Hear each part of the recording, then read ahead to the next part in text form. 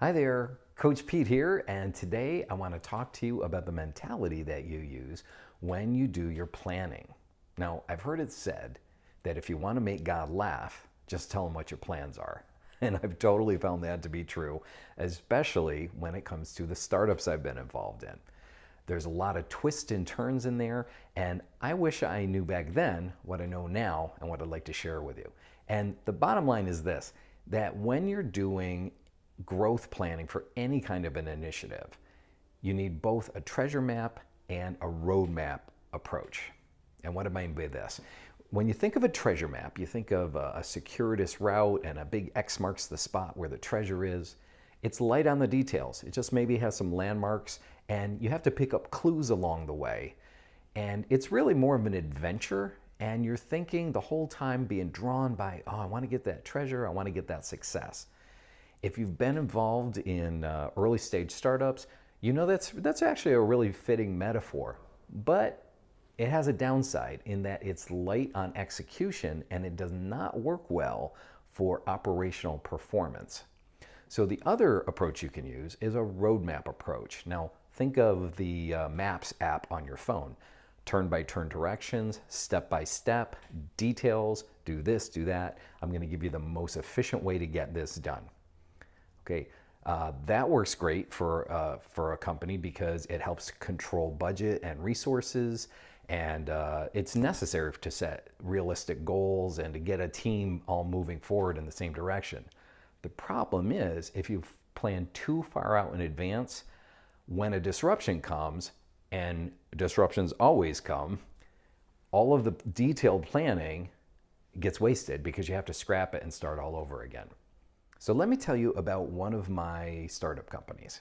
We were the first commercial anti-spyware software company. And in 3 short years, we grew the revenue from 0 to a $16 million a year run rate. But we had to make some major pivots along the way. We knew the antivirus space very well. We knew the players, we knew who the vendors were, and we just thought that they would love to see this new technology and add it into their suites. Not the case. They didn't want to admit that they didn't already catch these spyware Trojans.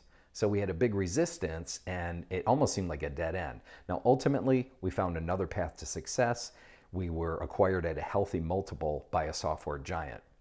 Now, if we had only used the detailed roadmap approach, we would have given up when we hit that dead end. And it was painful. I remember those days.